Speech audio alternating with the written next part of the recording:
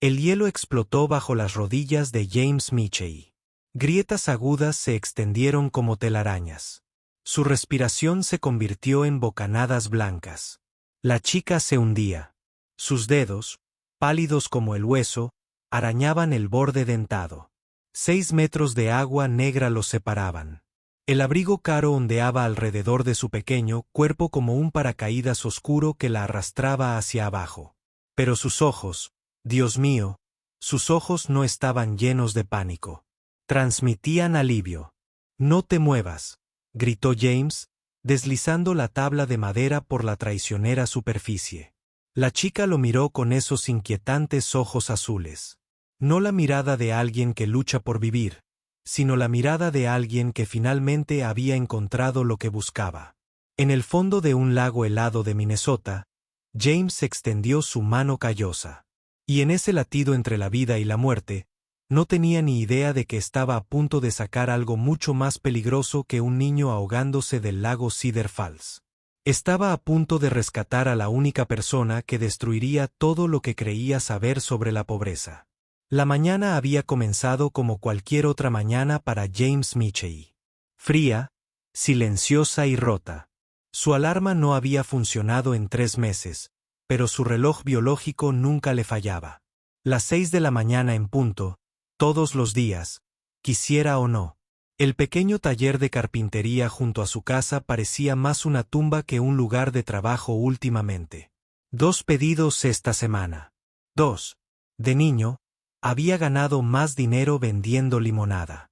La factura de la calefacción estaba sin abrir en su banco de trabajo, justo al lado del aviso de alquiler atrasado y una foto de Sara sosteniendo a Connor, el recién nacido, hacía 14 años, cuando la vida aún tenía sentido. Connor ya no estaba cuando James despertó. La cama del niño seguía hecha desde el día anterior, lo que significaba que o se había escapado después de medianoche o no había vuelto a casa. A los 14 años, Connor ya era más alto que James y estaba el doble de enojado con el mundo.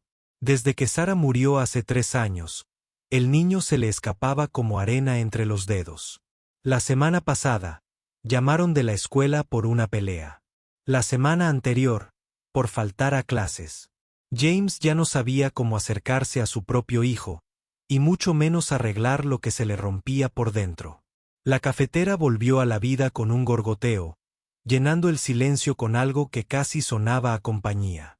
James vertió el líquido amargo en la taza favorita de Sara, una de cerámica desportillada con la frase «La mejor mamá del mundo», pintada en letras rosas desteñidas. Intentó usar otras tazas, pero no pudo. Algunos hábitos eran más difíciles de romper que otros, y el dolor tenía la capacidad de hacer que incluso los hombres más fuertes se aferraran a las comodidades más pequeñas.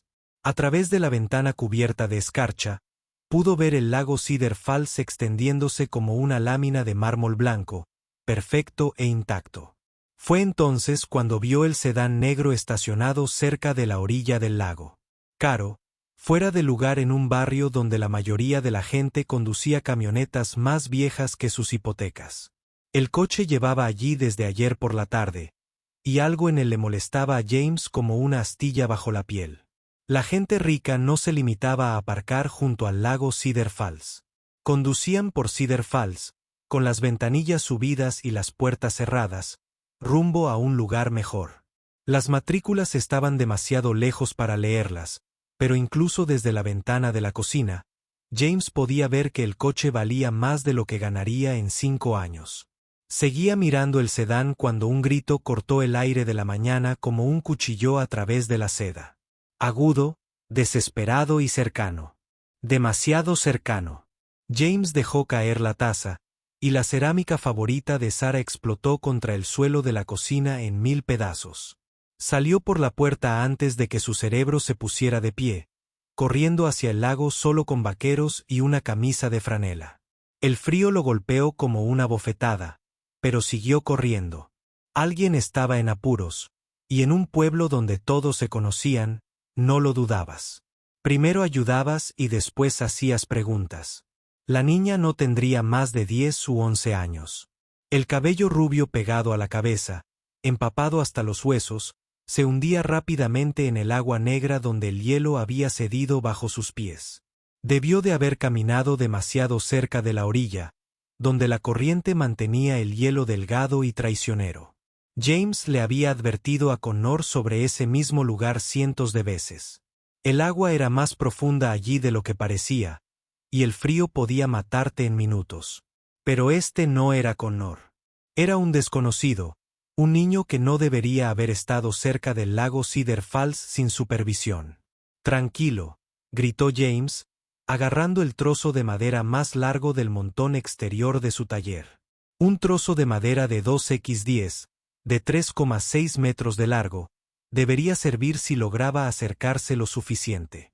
El hielo crujió bajo su peso mientras se arrastraba boca abajo, distribuyendo su masa lo más uniformemente posible. Cada crujido sonaba como un disparo en el aire quieto de la mañana. La niña había dejado de forcejear, lo cual era muy bueno o muy malo. A veces la gente se calmaba justo antes de sumergirse por última vez. James apartó ese pensamiento y se concentró en la distancia que los separaba. 4,5 metros, 3 metros, casi. El rescate duró menos de 3 minutos. Pero parecía que habían pasado horas. La chica estaba consciente, pero con hipotermia, con los labios azules y el cuerpo temblando violentamente. James la envolvió en su camisa de franela y la llevó a su taller, encendiendo la calefacción y cogiendo todas las mantas que encontró.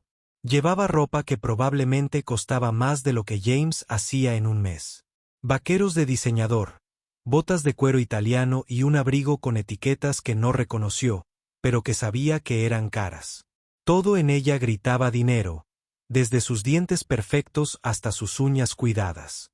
Pero también era solo una niña asustada, sola y medio congelada en su taller. «¿Cómo te llamas, cariño?», preguntó James, frotándose las manos para devolverle el calor. La chica lo miró con esos sorprendentes ojos azules, confundida y perdida. Abrió la boca para hablar, pero la volvió a cerrar, frunciendo el ceño como si intentara resolver un rompecabezas difícil. «No lo sé», susurró finalmente. «No me acuerdo». James sintió un vuelco en el estómago. Una lesión en la cabeza, tal vez o un shock. De cualquier manera, esto era más grande de lo que podía manejar solo. Buscó su teléfono para llamar al 911, pero la chica lo agarró de la muñeca con una fuerza sorprendente. «Por favor», dijo, y había algo en su voz que lo detuvo en seco. «No llames a nadie todavía. Por favor. Tengo miedo». Y así fue como James Michey, padre soltero con dificultades y carpintero fracasado, se encontró albergando a una chica misteriosa en su taller mientras el lujoso sedán estaba vacío junto al lago. No tenía ni idea de que, al salvarle la vida, estaba a punto de cambiar la suya para siempre. 2 horas después, Connor entró por la puerta principal y se detuvo en seco.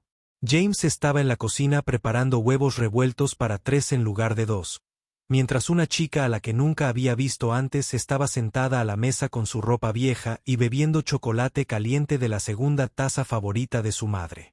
El primer instinto de Connor fue la ira. ¿Quién era esta extraña en su casa usando las cosas de mamá? Pero algo en la silenciosa presencia de la chica lo hizo detenerse. Parecía perdida, como si intentara resolver un rompecabezas al que le faltaban la mitad de las piezas. «Esta es Anna», dijo James, sin levantar la vista de la estufa. No era su verdadero nombre, pero lo había elegido al no recordar el suyo, y parecía encajar. Tuvo un accidente en el lago. Se quedará con nosotros hasta que encontremos a su familia. Connor dejó caer la mochila y observó a la chica con la mirada crítica de un adolescente que había aprendido a desconfiar fácilmente. Era menor que él, quizá de 11 años, con el pelo rubio aún húmedo y la ropa suelta sobre su pequeño cuerpo. Pero había algo en ella que la hacía parecer mayor, como si hubiera visto cosas que no correspondían a su edad. «¿De dónde eres?», preguntó Connor, deslizándose en la silla frente a Anna. Ella lo miró un buen rato antes de negar con la cabeza. «No me acuerdo», dijo simplemente, y Connor captó algo en su voz que le hizo creerla. No era que mintiera. De verdad que no lo sabía. ¿Qué recuerdas?, insistió, ignorando la mirada de advertencia de su padre. Anna frunció el ceño, concentrándose. Agua fría, un coche que olía a cuero. Y se detuvo, tocándose una pequeña venda en la frente. Alguien lloraba, pero no le veía la cara. La policía llegó esa tarde, tal como James sabía que llegaría.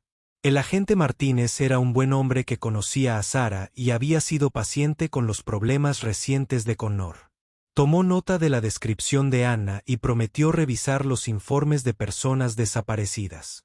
Pero Cedar Falls era un pueblo pequeño con los recursos de un pueblo pequeño, sin apellido ni una descripción clara de su origen. Encontrar a la familia de Anna sería como buscar una aguja en un pajar. Podemos llevarla a los servicios infantiles del condado, ofreció Martínez.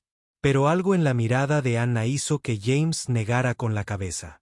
Puede quedarse aquí, se oyó decir James. Hasta que encuentres a su familia. Era una decisión que lo complicaría todo. Pero al ver a Anna sentada a la mesa de la cocina, vestida con la ropa vieja de Connor e intentando sonreír a pesar del miedo en sus ojos, James no podía imaginarse haciendo otra cosa. Necesitaba ayuda, y él podía ayudarla. Era así de simple, aunque nada más en la situación lo fuera en absoluto. Connor lo sorprendió asintiendo, y por primera vez en meses, James sintió que tal vez volvían a ser un equipo. La primera semana con Anna fue un cambio de actitud para todos. Era educada hasta el punto de ser formal, decía por favor y gracias por todo, e insistía en hacer su cama con precisión militar cada mañana. Comía lo que le ponían delante sin quejarse, incluso las comidas de James, siempre demasiado cocidas, y nunca pedía nada más allá de lo básico. Pero había cosas en ella que no encajaban del todo. Sabía usar los palillos a la perfección, pero tuvieron que enseñarle a usar un abrelatas. Podía identificar el vino caro por el olor, pero no sabía atarse bien los zapatos. Connor, que al principio desconfiaba, poco a poco fue cogiendo confianza. La presencia de Anna. Estaba genuinamente interesada en sus estudios y nunca lo trataba con condescendencia como otros adultos. Y lo que es más importante, hizo que su padre volviera a sonreír. Una sonrisa de verdad.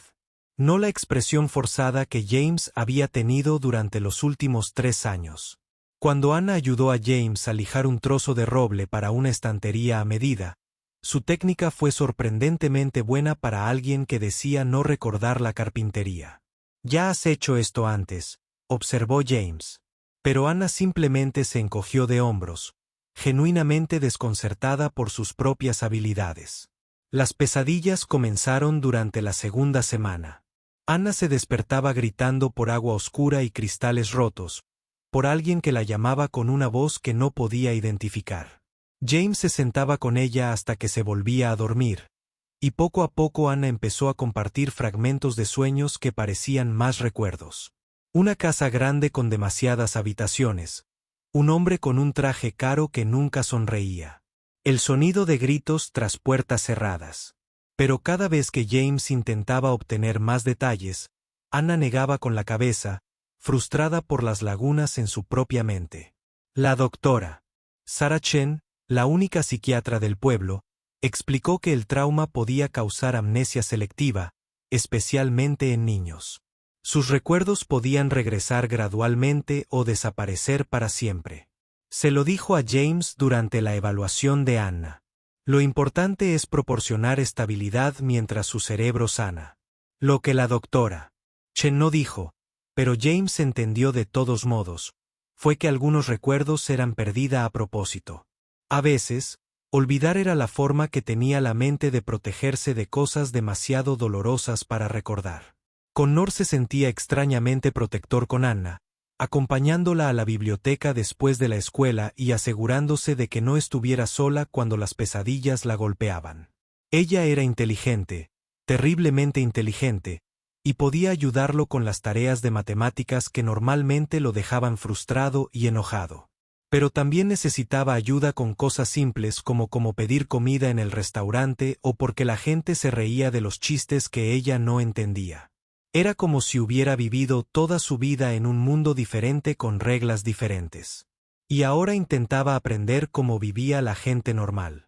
El misterio se profundizó cuando Anna arregló accidentalmente el portátil de Connor, que llevaba meses funcionando lento. Afirmaba no saber nada de computadoras, pero sus dedos se movían por el teclado con una eficiencia experta, borrando cachés y actualizando controladores con la habilidad de alguien que lo había hecho cientos de veces. ¿Dónde aprendiste eso?, preguntó Connor. Pero Anna parecía tan sorprendida como él. No sé, ella dijo, mirándose las manos como si pertenecieran a otra persona. Simplemente sabía qué hacer. Para la tercera semana, Anna se había convertido en parte de su rutina.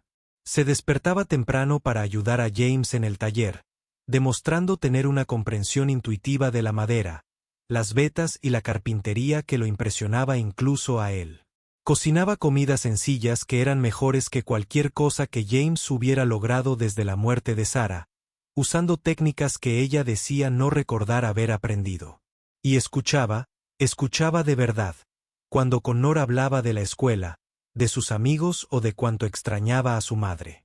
Por primera vez desde la muerte de Sarah, su casa volvía a sentirse como un hogar en lugar de solo un lugar donde dormían. Pero había momentos en que Anna se quedaba paralizada, mirando al vacío con una expresión de puro terror, como si estuviera viendo fantasmas que nadie más podía ver. Se estremecía cuando sonaba el teléfono o cuando los coches pasaban demasiado despacio. Y a veces, cuando creía que nadie la miraba, se tocaba esa pequeña cicatriz en la frente con la expresión de alguien que intentaba resolver un rompecabezas al que le faltaban demasiadas piezas. James empezó a preguntarse si la familia de Anna seguía buscándola, y de ser así, ¿por qué no la habían encontrado aún? El punto de inflexión llegó durante la cuarta semana, cuando Anna se despertó gritando un nombre que no era Anna. «Victoria», gritó, incorporándose de golpe en la cama con lágrimas en los ojos. «Me llamo Victoria». James corrió a su habitación y la encontró temblando y confundida, tocándose la cabeza como si sintiera nuevos recuerdos intentando abrirse paso. «Recuerdo», susurró. Pero cuando James le preguntó qué recordaba, Ana Victoria simplemente negó con la cabeza. «No quiero recordar», dijo. «¿No puedo quedarme aquí? ¿No puedo ser simplemente Anna?» Esa noche, después de que Victoria se volviera a dormir, James se sentó frente a su computadora y buscó Victoria desaparecida en Minnesota. Lo que encontró le heló la sangre. Victoria Sterling, de 11 años, hija del magnate Richard Sterling, llevaba desaparecida más de un mes. La recompensa por su seguridad. El retorno. Fue de 50,000 pesos, más dinero del que James ganaría en 2 años. La foto mostraba a una chica con ropa cara junto a un hombre con traje a medida, ambos con aspecto formal y distante. Pero los ojos eran inconfundibles. Eran los ojos de Anna, los ojos de Victoria, mirándolo desde la pantalla. James cerró la computadora portátil y se sentó en la oscuridad durante un largo rato, pensando en la chica que dormía en su habitación de invitados y en la vida que ella había estado huyendo. Victoria Sterling valía más dinero del que podía imaginar, pero Anna valía algo incalculable. Era la hija que le había enseñado a Connor a reír de nuevo, la ayudante que había hecho que su taller cobrara vida, la pieza que faltaba y que, de alguna manera, había unido a su familia rota. Y mañana tendría que decidir si hacía la llamada que la alejaría de ellos para siempre. A la mañana siguiente nevó y tomó una decisión que James temía. Victoria, ya no podía pensar en ella como Anna. Estaba en la cocina haciendo panqueques con una receta que decía no recordar haber aprendido, tarareando una canción que sonaba cara y clásica. Connor la ayudaba. Los dos trabajaban juntos como hermanos que se conocían desde hacía años en lugar de semanas. Parecían felices. Una felicidad genuina que James no había visto en su casa desde antes de que Sarah enfermara. «Victoria», dijo James en voz baja, y la mano de la chica se quedó quieta sobre la masa de panqueques. No se giró, pero sus hombros se tensaron como si se estuviera preparando para el impacto. «Tenemos que hablar». Connor los miró a ambos, percibiendo el cambio en la atmósfera de la habitación, y Victoria finalmente se giró con una expresión demasiado mayor para su rostro de 11 años. «Descubriste quién soy», dijo. «No era una pregunta. ¿Me vas a devolver?» James sacó su teléfono y le mostró el informe de desaparición. Victoria se quedó mirando la foto de ella y su padre un buen rato antes de hablar. «No le importo», dijo simplemente. «Le importa su reputación. Solo soy otra posesión que se perdió». Connor miró la recompensa y silbó suavemente. $50,000, dijo, sin acusación en su voz, solo comprensión. Todos sabían lo que ese dinero podría significar para su familia. El pago del alquiler, las facturas de la calefacción, tal vez incluso la universidad para Connor algún día. «¿Por eso estabas en el lago?», preguntó James con suavidad. «¿Intentabas hacerlo?». Pero Victoria lo interrumpió con un movimiento de cabeza. «No intentaba hacerme daño», dijo. «Intentaba desaparecer. Pensé que si lograba alejarme lo suficiente, tal vez podría convertirme en otra persona, en alguien normal». Se rió, pero no tenía gracia. No contaba con que la situación fuera tan delicada. No contaba con que alguien como tú me sacara de apuros. La conversación fue interrumpida por un golpe en la puerta, seguido inmediatamente por el sonido de coches caros que entraban en la entrada. James miró por la ventana y sintió que se le encogía el corazón. 3 todoterrenos negros, de esos que gritaban dinero y poder, estaban estacionados afuera de su modesta casa. Hombres con trajes oscuros se bajaban junto con un hombre que se veía exactamente igual a la foto del reporte de persona desaparecida. Richard Sterling había encontrado a su hija, y por su expresión, no estaba de humor para bromas. «Victoria Rose Sterling», dijo Richard Sterling al entrar a la cocina de James sin invitación, con la autoridad que emanaba de no haber recibido nunca un no. «¿Tienes idea de lo que me has hecho pasar?», preguntó Victoria. James ya no podía pensar en ella como Anna. Permanecía completamente erguida, con las manos entrelazadas a la espalda como un soldado en posición de firmes. Toda la calidez y la vida desaparecieron de su rostro, reemplazadas por una expresión inexpresiva que a James le rompió el corazón. «Hola, padre», dijo Victoria formalmente, y James se dio cuenta de que así era como había sido antes, una niña de modales perfectos interpretando un papel en la producción de alguien más. «Disculpen las molestias que haya podido causar». Richard Sterling apenas miró a James y a Connor, descartándolos como irrelevantes para la escena que estaba orquestando. «Recoge tus cosas», le dijo a Victoria. «Nos vamos inmediatamente. Tengo reuniones toda la tarde, y esta pequeña aventura tuya ya me ha hecho perder bastante tiempo». Connor dio un paso al frente, su torpeza adolescente reemplazada por una sorprendente actitud protectora. «No quiere irse», dijo, y Richard Sterling finalmente reconoció su existencia con una mirada de frío desdén. «Lo que esta niña quiera es irrelevante», dijo Sterling. «Tiene 11 años y pertenece a su familia». James sintió que la ira le subía al pecho. La clase de furia justificada que surge al ver a alguien maltratar a una niña. «Familia», repitió. «¿Cuándo fue la última vez que le preguntaste qué quería?» «Richard». La risa de Sterling fue aguda y humilde. «No hablo con niños, señor Michey», dijo James. «James Michey. Y no hablo con hombres que tratan a sus hijas como si fueran propiedad». La temperatura en la habitación bajó varios grados mientras los dos hombres se enfrentaban en la modesta cocina de James. Victoria se interponía entre ellos, con aspecto pequeño y frágil a pesar del acero que la cubría. «No tienes ni idea de lo que estás hablando», dijo Sterling. «Victoria tiene todo lo que una niña podría desear. Las mejores escuelas, la mejor ropa, todas las oportunidades que el dinero puede comprar, excepto un padre que la ama», dijo Connor, y el rostro de Sterling se ensombreció. Blanco. De rabia. «¿Cómo te atreves?» «¿Cómo me atrevo?» «¿Qué?», replicó Connor. «¿Preocuparte por ella? Trátala como si importara. Hazla reír». ¿Cuándo fue la última vez que la hiciste reír? La pregunta quedó suspendida en el aire como el humo de un incendio.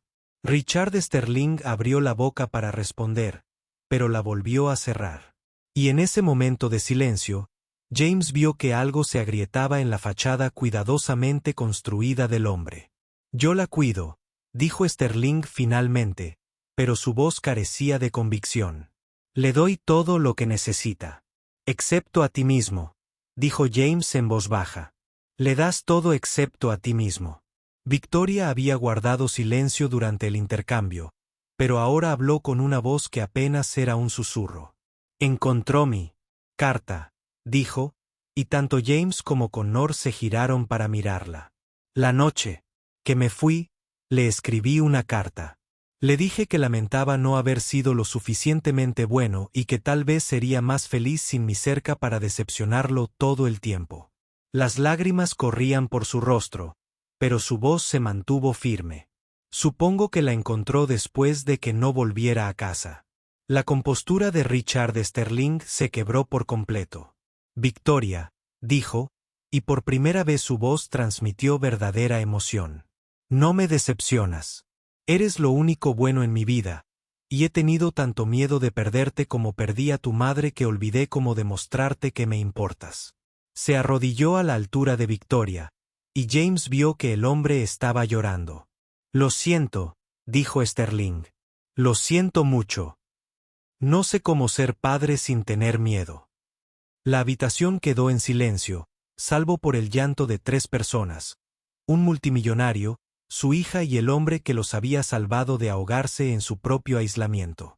Connor estaba junto a James, con la mano en el hombro de su padre, observando a una familia comenzar a sanar de heridas que el dinero no podía curar.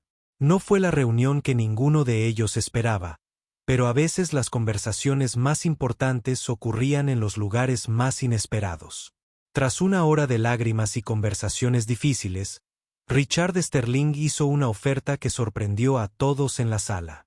En lugar de llevarse a Victoria a casa inmediatamente, le preguntó si podía quedarse con los Mitchell unas semanas más mientras él aprendía a ser el padre que ella merecía.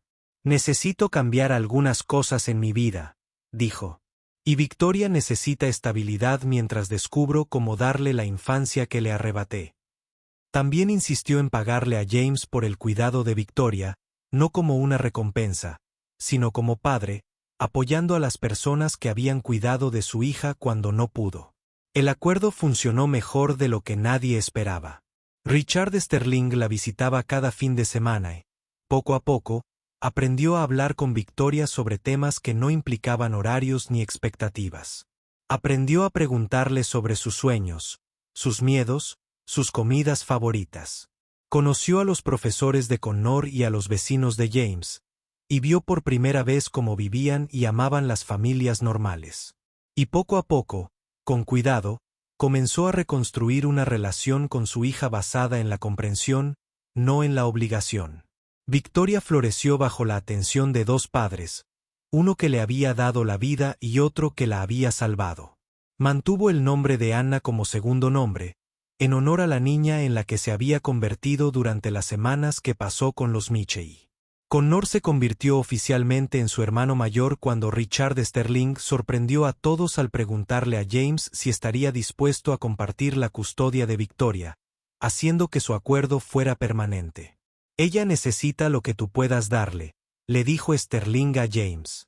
«Y, francamente, yo también». 6 meses después de rescatar a una niña que se estaba ahogando en el lago Cedar Falls, James Mitchell se encontraba en su taller ampliado, enseñándole a Victoria. Y Connor cómo construir una estantería que pudiera albergar tanto a Shakespeare como al Dr. Seuss, clásicos encuadernados en cuero y cómics, tendiendo un puente entre 2 mundos muy diferentes. Richard Sterling había invertido en carpintería Mitchell, convirtiendo el taller de James, que estaba en apuros, en un negocio próspero que empleaba a media docena de artesanos locales. Pero lo más importante, había aprendido que las cosas más valiosas de la vida no se compran ni se venden. Connor tenía 15 años y se preparaba para el instituto. Su ira había sido reemplazada por un propósito y orgullo por su trabajo. Hablaba de estudiar administración de empresas para poder ayudar a dirigir el taller algún día, tal vez expandirlo a algo más grande. Victoria tenía 12 años y prosperaba, dividiendo su tiempo entre el mundo de las reuniones de la junta directiva y las fiestas benéficas de su padre y el mundo de James, de serrín y placeres sencillos. Estaba aprendiendo que podía hacer ambas cosas, Victoria Sterling y Anna Michey, sin perder ninguna de sus partes. La casa que una vez resonó con la soledad ahora resonaba con risas y conversaciones. James todavía bebía su café de la taza de Sara todas las mañanas, pero ahora compartía la cocina con dos niños que se peleaban por el último panqueque y debatían sobre las tareas con la intensidad de abogados corporativos. Richard Sterling se unía a ellos para las cenas dominicales, aprendiendo gradualmente a relajar su fachada formal y a disfrutar del caos de la vida familiar. A veces, James lo pillaba mirando con asombro su modesto comedor, como si no pudiera creer que algo tan simple pudiera hacerlo tan feliz. En las tardes cálidas, todos caminaban hasta el lago Cedar Falls, donde el hielo se había derretido hacía tiempo, y las familias llevaban a sus hijos a lanzar piedras y contemplar la puesta de sol. Victoria nunca mostró miedo al agua que casi le había costado la vida. En cambio, parecía atraída por ella, como si comprendiera que a veces los lugares más peligrosos también albergaban las posibilidades más hermosas. Solía pensar que ahogarse era lo peor que le podía pasar a alguien. Le dijo a James una noche mientras veían a Connor enseñarle a Sterling a lanzar un sedal. Ahora creo que tal vez se queda en la superficie, sin llegar a la profundidad suficiente para encontrar lo realmente importante. El caro sedán había desaparecido hacía tiempo del lago, reemplazado por las visitas de Richard Sterling en un coche más modesto que había comprado específicamente para ir a Cedar Falls. Había aprendido a vestirse de forma informal para sus visitas de fin de semana, cambiando sus 1000 trajes por vaqueros y camisas de franela que lo hacían parecer más un padre y menos una foto corporativa. Victoria le había enseñado que el amor no era una reunión de directorio que se pudiera programar ni un problema que se pudiera resolver con dinero. Era algo que crecía en los pequeños momentos, en las comidas compartidas y los cuentos antes de dormir, y en el simple acto de estar presente para alguien que te necesitaba. James a menudo pensaba en aquella mañana en que sacó a Victoria del lago, en cómo creyó estar salvando a una niña que se estaba ahogando. Ahora comprendía que él también se había estado ahogando, lenta y silenciosamente en el dolor, el fracaso y la terrible soledad de intentar criar a un hijo solo.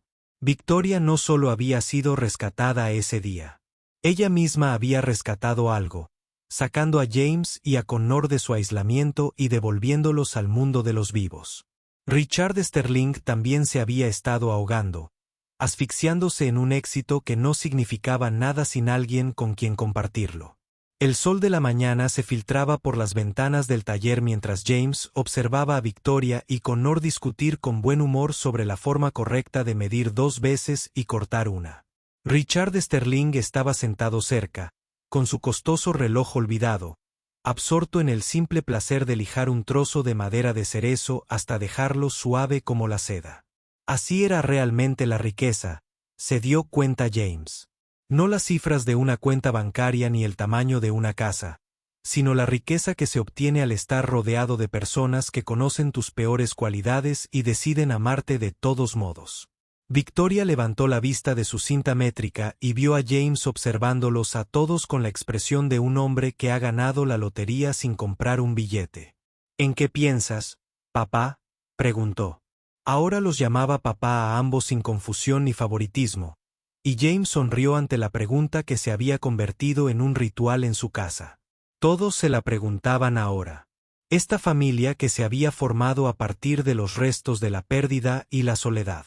Estaba pensando, dijo James, en cómo a veces las cosas más importantes de la vida nos llegan cuando no las buscamos. Como a veces lo que parece un final es en realidad un comienzo. Victoria asintió solemnemente, entendiendo más sobre comienzos y finales que la mayoría de los adultos. Como si hubiera tenido que perderlo todo para descubrir lo que realmente necesitaba, dijo. y Connor se acercó para alborotarle el pelo con el cariño casual de un hermano que había aprendido que la familia no era solo cuestión de sangre, sino de elección. La estantería que estaban construyendo albergaría los libros de Victoria de ambos mundos, las primeras ediciones encuadernadas en cuero de la biblioteca de su padre y los libros de bolsillo desgastados de la biblioteca pública de Cedar Falls. Los libros de texto de ciencias de Connor estarían junto a los manuales de carpintería de James, y las biografías de negocios de Richard Sterling compartirían espacio con la colección de poesía de Sarah que James finalmente había podido volver a leer. Era una metáfora perfecta de la familia en la que se habían convertido. Diferentes piezas encajaban para crear algo más fuerte y hermoso de lo que cualquiera de ellos podría haber sido solo. A medida que avanzaba la tarde, y la estantería tomaba forma gracias a sus esfuerzos conjuntos, James pensó en la chica que había rescatado del lago Cedar Falls y en el hombre que ella había rescatado de sus propias aguas oscuras. Victoria les había enseñado todo ese rescate no fue un evento único, sino una decisión constante de seguir acercándose, de seguir ayudándose mutuamente a ponerse a salvo, de seguir creyendo que cada final contenía las semillas de un nuevo comienzo. A veces, las cosas más valiosas llegaban disfrazadas de desastres. Y a veces, casi había que perderlo todo para comprender lo que se había estado buscando todo el tiempo. La estantería estaba casi terminada cuando Victoria retrocedió para admirar su trabajo. Serrín en el pelo y orgullo en el rostro. «Es perfecto», dijo. Y James tuvo que estar de acuerdo. No era perfecto como el dinero de Richard Sterling podía comprar. Impecable, caro y frío. Era perfecto. De la manera que importaba. Hecho con amor, construido para durar y lo suficientemente grande como para albergar todas las historias que crearían juntos, como la familia en la que se convertirían. Valía más de lo que el dinero podía medir y era más fuerte que cualquier tormenta que intentara derribarlo. Esa noche, mientras celebraban el logro de Ruby con una cena en el mejor restaurante del pueblo vecino, Ben se dio cuenta de que no había pensado en Sarah en términos de pérdida y ausencia durante semanas. El recuerdo de su esposa permaneció presente en sus vidas, pero se transformó de fuente de dolor en fundamento de gratitud y amor constante. Isabella nunca había intentado reemplazar a Sarah ni competir con su legado. En cambio, había ayudado a Ben y a Ruby a ampliar su comprensión de la familia para incluir nuevas formas de amor que no disminuyeran el anterior. La caja de música que Sarah le había regalado años atrás todavía tocaba su melodía familiar. Cada tarde a las 6. Pero ahora servía como señal para la cena familiar en lugar de un recordatorio de dolor solitario. Isabella había aprendido a cocinar las recetas favoritas de Sarah con las tarjetas manuscritas guardadas en los cajones de la cocina, no para borrar el pasado, sino para honrarlo y construir algo nuevo e igualmente significativo. Ruby ponía la mesa con esmerada atención a los detalles que Isabella le había enseñado, usando la vajilla de Sarah en ocasiones especiales y en la vajilla de cada día, con igual reverencia por los rituales que hacían que los momentos cotidianos fueran significativos. Al acercarse el verano con su promesa de largas tardes y noches de ocio, Ben se encontró pensando en el futuro de maneras que no se había permitido imaginar desde la muerte de Sarah. No con la planificación desesperada de alguien que intenta controlar los resultados, sino con la silenciosa anticipación de alguien que había aprendido a confiar en que el amor podía sobrevivir a la pérdida y fortalecerse en lugar de debilitarse cuando se compartía con personas que comprendían tanto su poder como su fragilidad. Una noche de finales de junio, sentados en el porche viendo a Ruby perseguir luciérnagas en el jardín, mientras las canciones de los grillos ponían música al apacible final del día, Isabella se apoyó en el hombro de Ben con una intimidad reconfortante que ya no parecía prestada ni pasajera. «Gracias», dijo en voz baja, sus palabras casi perdidas entre los sonidos de una tarde de verano en un pequeño pueblo donde sucedían cosas extraordinarias entre gente común y corriente, lo suficientemente valiente como para reconocer el amor cuando aparecía de forma inesperada. «¿Para qué?», preguntó Ben, aunque creyó saber la respuesta por la satisfacción en su voz y la forma en que se había adaptado a su vida, como alguien que por fin había encontrado su lugar, tras años de buscar en lugares que le ofrecían todo menos lo que realmente necesitaba. Isabella guardó silencio tanto tiempo que pensó que se había quedado dormida en su hombro. Pero entonces habló con la cuidadosa precisión de quien había aprendido a valorar demasiado las palabras como para malgastarlas en algo que no fuera la verdad. Por mostrarme que la familia no es algo con lo que se nace ni algo que se pierde cuando alguien muere. Dijo, es algo que eliges construir con personas que te aman lo suficiente como para permitirte ser exactamente quien eres, incluso cuando eres complicado y trae consigo la carga de mundos que no entienden lo que necesitas para ser feliz. Su observación flotaba en el aire cálido entre ellos, acompañada por la risa encantada de Ruby, mientras atrapaba a otra luciérnaga con las palmas ahuecadas antes de soltarla en la oscuridad que se avecinaba. Ben no respondió de inmediato, comprendiendo que algunas verdades eran demasiado importantes para reconocerlas con palabras casuales o palabras tranquilizadoras automáticas. En cambio, apretó el brazo alrededor de los hombros de Isabella y observó a su hija, porque en eso se había convertido Ruby para Isabella, así como Isabella se había convertido en la madre que Ruby necesitaba. Celebrar la sencilla magia de una tarde de verano en un lugar donde el amor tenía espacio para crecer en direcciones que ninguno de ellos podría haber predicho o planeado. La ventana del taller brillaba con la cálida luz de la lámpara que Ben había dejado encendida sobre su proyecto actual, una mecedora que estaba fabricando para el porche cubierto, donde pasaban la mayor parte de las tardes ahora que el clima era lo suficientemente cálido como para sentarse afuera y ver cómo el mundo se sumía en una pacífica oscuridad. El mañana traería sus propios pequeños desafíos y bendiciones cotidianas, pero esta noche ofrecía la plenitud perfecta de la cena familiar y las historias compartidas, de las luciérnagas y las canciones de los grillos, y el silencio reconfortante de personas que habían aprendido a estar plenamente presentes sin necesidad de entretenimiento ni distracción constantes. Ruby subió corriendo los escalones del porche con manchas de hierba en las rodillas y la alegría brillando en el rostro, lista para compartir descubrimientos sobre el comportamiento de los insectos y teorías sobre a dónde iban las luciérnagas durante el día y si recordaban a los niños que las atrapaban con cuidado antes de liberarlas. Ben e Isabella le hicieron espacio entre ellos en el columpio del porche. 3 personas que se habían encontrado a través de circunstancias que ninguno de ellos podría haber diseñado, pero todas. Aprendió a valorar como evidencia que el universo a veces se organizaba a favor del amor en lugar de la pérdida, de la esperanza en lugar de la resignación, y de los finales felices que surgían lentamente de las decisiones diarias de permanecer presentes y seguir construyendo algo hermoso juntos.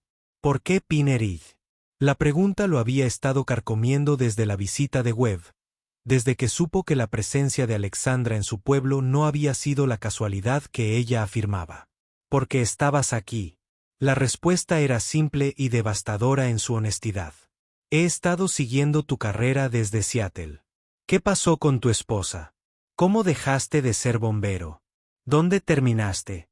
Cuando necesité desaparecer por un tiempo, este parecía el lugar indicado. Era otra mentira, o tal vez la primera verdad completa que ella le había dicho. De cualquier manera, lo cambió todo. La revelación de que había venido a Pineridge específicamente por él recontextualizó cada interacción que habían compartido.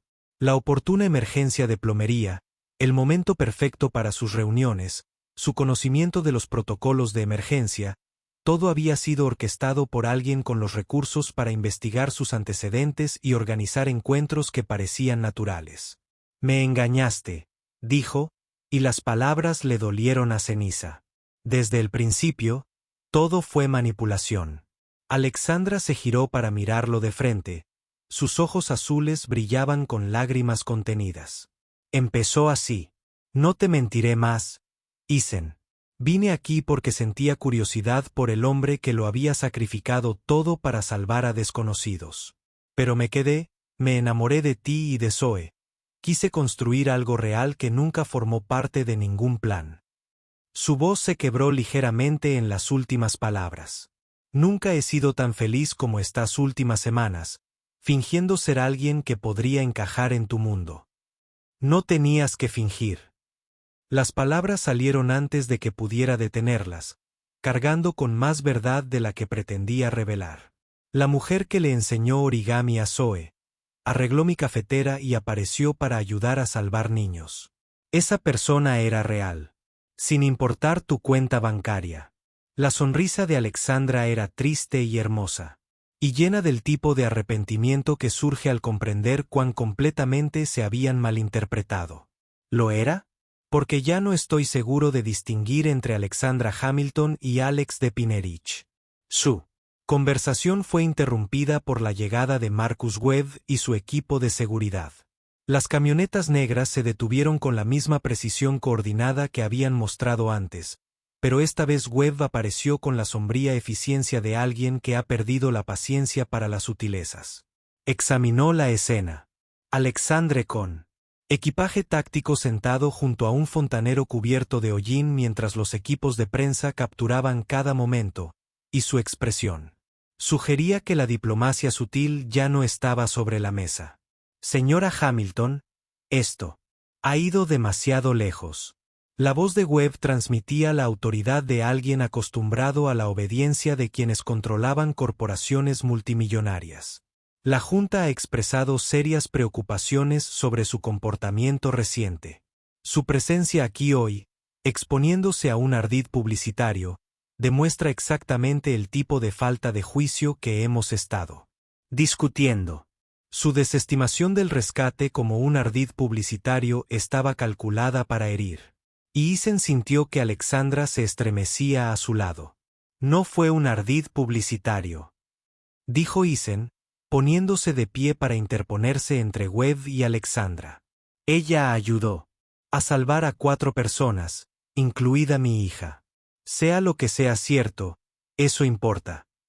La sonrisa de Webb era aguda y fría, la expresión de alguien que había estado esperando este momento exacto. Señor Blake, me temo que su opinión es irrelevante aquí. La señorita Hamilton tiene responsabilidades que van mucho más allá de las preocupaciones de su pequeño pueblo. Regresará a Seattle de inmediato para evaluación y tratamiento. ¿Tratamiento para qué? La voz de Alexandra era firme, pero Isen percibía el miedo subyacente. Webb sacó una tableta y empezó a leer lo que obviamente era una declaración preparada. La Junta ha votado a favor de invocar la cláusula de salud mental de su contrato de trabajo. Su comportamiento reciente, abandonando responsabilidades corporativas, participando en actividades peligrosas y forjando relaciones personales inapropiadas, demuestra un claro patrón de angustia psicológica que requiere intervención profesional. El golpe corporativo estaba ocurriendo en tiempo real, disfrazado de preocupación por el bienestar de Alexandra, pero obviamente diseñado para derrocarla mientras era vulnerable. Isen había visto suficiente política laboral como para reconocer una adquisición hostil cuando se disfrazaba de psiquiátrica. No se puede secuestrar a alguien simplemente porque no te gustan sus decisiones personales, dijo, aunque sospechaba que alguien con los recursos de Webb probablemente podría hacer exactamente eso. No estamos secuestrando a nadie, respondió Webb con el tono paciente de quien explica conceptos sencillos a un niño. La señora Hamilton se someterá voluntariamente a una evaluación, o la Junta se verá obligada a declararla incompetente y asumir la responsabilidad directa. Control de sus activos. De cualquier manera, su vínculo con esta situación termina hoy. La amenaza era elegantemente simple. Cooperar o perderlo todo. Era el tipo de decisión que no era realmente una decisión. Alexandra se puso de pie lentamente, con movimientos cuidadosos y deliberados, como quien se acerca a un animal peligroso. ¿Cuánto tiempo llevas planeando esto, Marcus? Desde que rechacé tu consejo sobre la adquisición de Portland, desde que empecé a hacer preguntas sobre los contratos de defensa. Su voz era firme, pero Isen pudo ver que le temblaban ligeramente las manos. La expresión de Webb no cambió, pero una satisfacción brilló en sus ojos. La Junta simplemente quiere lo mejor para la empresa. Señora Hamilton, su reciente inestabilidad ha hecho necesaria una acción decisiva. Deme 24 horas, dijo Alexandra de repente. Para terminar mis asuntos, despídete como es debido. Luego volveré de buena gana y me someteré a la evaluación que quieras. Webb consideró la solicitud con la expresión calculadora de quien sopesa riesgos y beneficios. 12 horas y permanecerás bajo supervisión de seguridad para garantizar tu seguridad. La negociación terminó antes de empezar. El resultado estaba predeterminado por la superioridad de recursos y la posición legal. Mientras el equipo de Webb se preparaba para irse, Alexandra agarró el brazo de Eason con desesperación. Cuídate y cuida a Zoe. No dejes que te hagan sentir culpable por ser un héroe. Las palabras eran claramente una despedida, pero tenían un trasfondo que sugería que esto no había terminado. ¿Y tú?, preguntó, aunque temía la respuesta. Ya se me ocurrirá algo. Siempre lo hago. Su sonrisa era valiente, desgarradora y nada convincente. Esa noche, después de que la rueda de prensa se centrara en otras noticias y Pinnerich volviera a su ritmo tranquilo y normal, Eason se sentó en el porche trasero con Zoe a su lado. Ella había estado inusualmente apagada desde los acontecimientos de la mañana, asimilando la realidad de que la mujer que se había convertido en parte de su familia estaba a punto de desaparecer de sus vidas. ¿Está Alex en problemas, papá? La pregunta fue cautelosa. La forma en que los niños preguntaban sobre lo que percibían era demasiado complicada para respuestas simples. Sí, niña. Creo que sí. Eason acercó a Zoe, respirando el aroma familiar de su champú mezclado con el humo persistente del incendio de la escuela.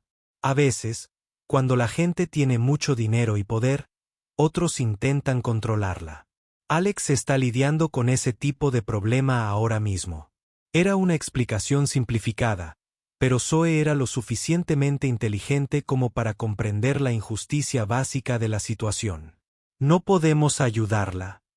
La voz de Zoe transmitía la misma determinación que la había mantenido tranquila durante el rescate de incendios.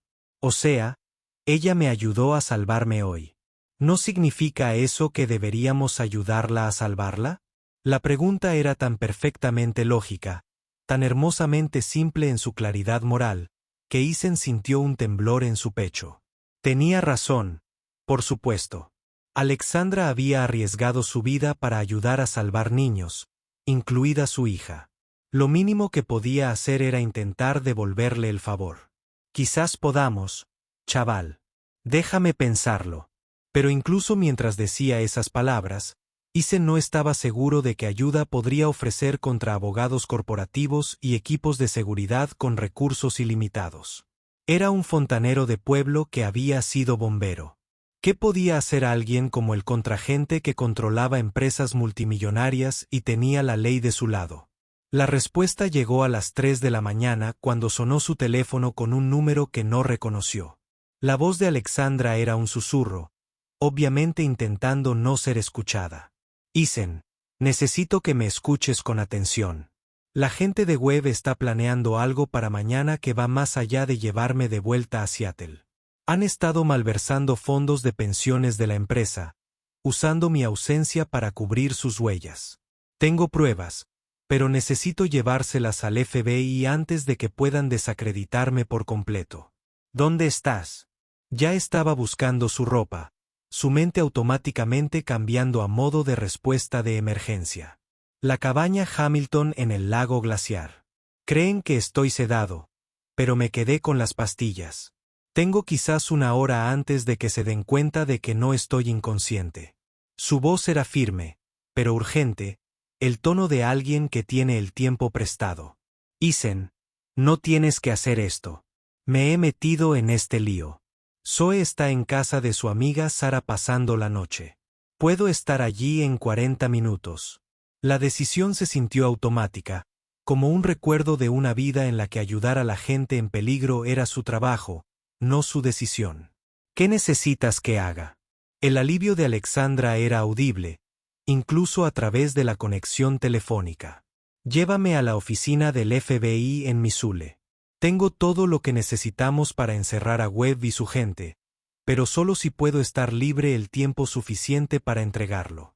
El viaje a Glacier Lake tomó 35 minutos de cuidadosa navegación por carreteras de montaña diseñadas más para el paisaje que para la velocidad. La cabaña Hamilton resultó ser una extensa estructura de troncos que probablemente costó más que la mayoría de las casas ubicadas en una península privada. Con acceso para helicópteros y suficiente equipo de seguridad para proteger a un país pequeño. Alexandra esperaba en el bosque, vestida con ropa oscura y con una mochila que parecía contener algo más que provisiones para las vacaciones. ¿Cómo lograste pasar la seguridad?, preguntó Isen mientras ella subía a su camioneta con la fluidez de alguien acostumbrado a moverse con sigilo en situaciones peligrosas. Diseñé la mayoría de sus sistemas cuando intentaba mejorar la seguridad de la empresa. Resulta que saber cómo funciona algo facilita eludirlo. Su sonrisa era sombría pero satisfecha. La expresión de alguien que acababa de superar a quienes habían subestimado sus capacidades. El viaje a Missoula normalmente tomaba 2 horas, pero lo lograron en 90 minutos de conducción cuidadosa por carreteras secundarias que evitaban las carreteras principales y las cámaras de tráfico. Alexandra pasó el tiempo en su portátil recopilando archivos de pruebas y enviando copias cifradas a periodistas e investigadores federales. ¿Seguros?, explicó cuando Isen le preguntó sobre las múltiples transmisiones. Si algo nos pasa, al menos la verdad saldrá a la luz. La oficina de campo del FBI era un edificio anodino en el centro de Missoula que podría haber albergado cualquier agencia gubernamental o sede corporativa. La agente especial Jennifer Torres los recibió en el estacionamiento. Una mujer de unos 40 años con la capacidad de alerta que le otorgaban años de experiencia en delitos de cuello blanco. Señora Hamilton, esperábamos que se pusiera en contacto con nosotros. Su asistente me contactó hace 3 semanas con algunas acusaciones interesantes sobre irregularidades financieras en su empresa. La reunión posterior fue una clase magistral sobre técnicas de investigación federal.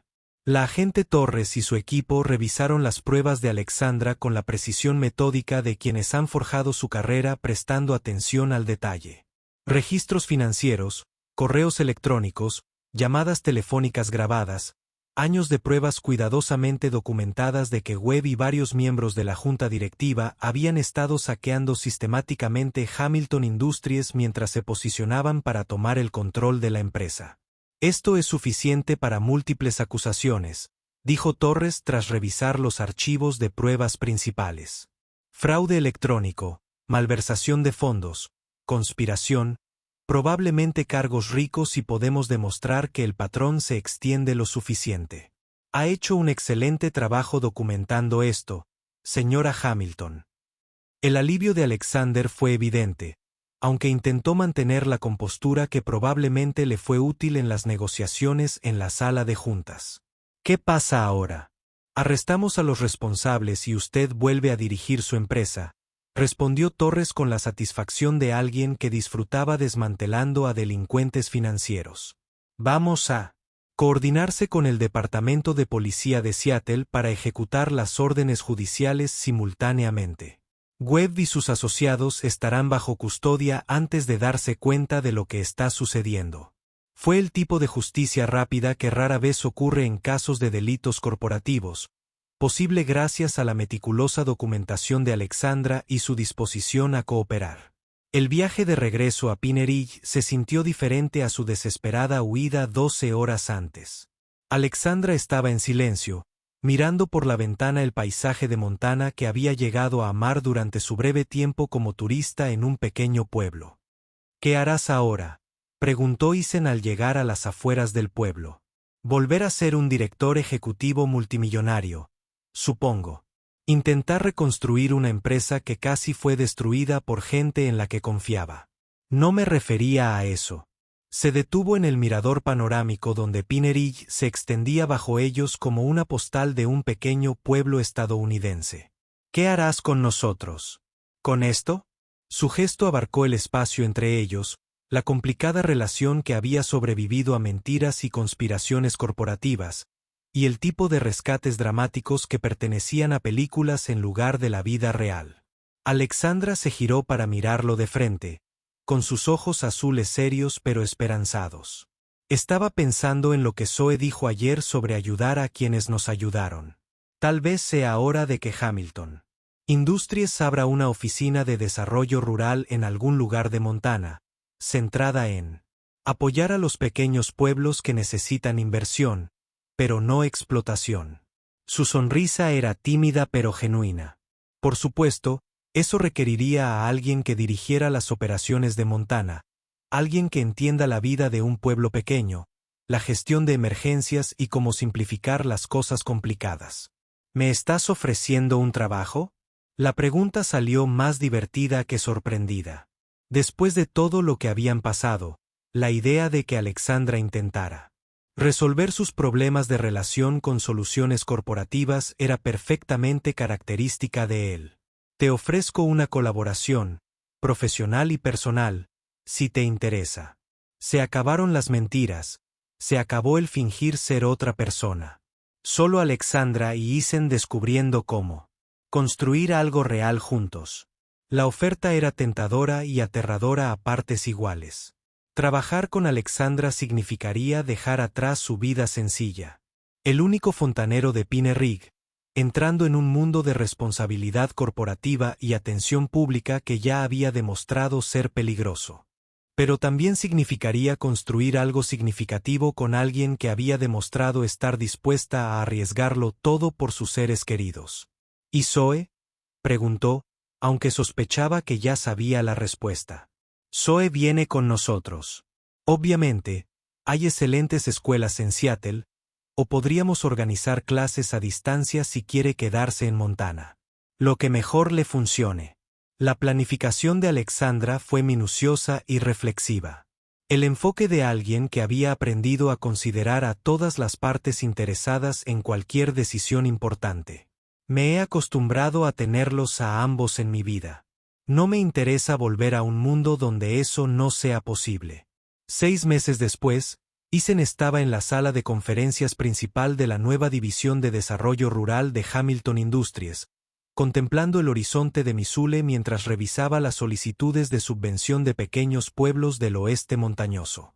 La oficina de Montana se había convertido en todo lo que Alexandra había prometido, una forma de utilizar los recursos corporativos para apoyar a las comunidades que necesitaban ayuda sin perder su carácter. Era un trabajo significativo que combinaba su experiencia en gestión de emergencias con la experiencia empresarial y los conocimientos de ingeniería de Alexandra.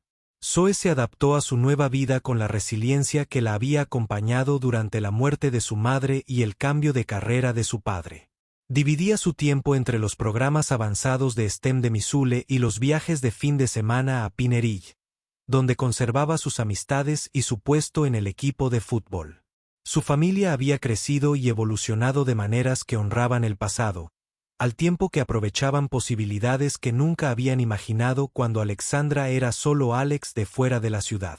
La relación romántica entre Isen y Alexandra se desarrolló lentamente, construida sobre la base de un propósito compartido y respeto mutuo, en lugar de la intensidad dramática de su primer encuentro. Trabajaban juntos durante el día y volvían a sus respectivas casas por la noche, saliendo como adultos normales en lugar de personajes de una película de aventuras. Era una relación normal y doméstica, y a veces maravillosa, de maneras que se sentían sostenibles en lugar de agotadoras.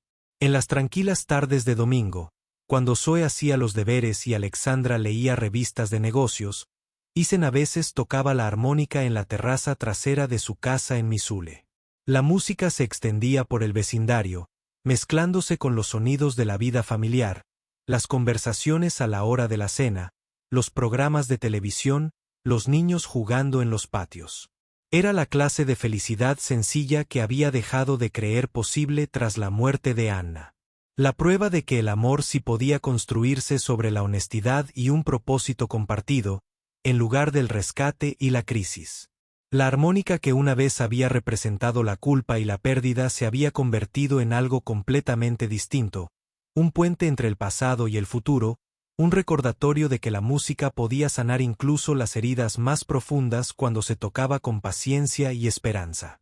Anna lo habría aprobado, pensó. Ella siempre había creído que la mejor manera de honrar a los muertos era seguir viviendo, encontrar nuevas formas de amor que no disminuyeran lo anterior, sino que simplemente añadieran nuevas melodías a la canción continua de una vida bien vivida.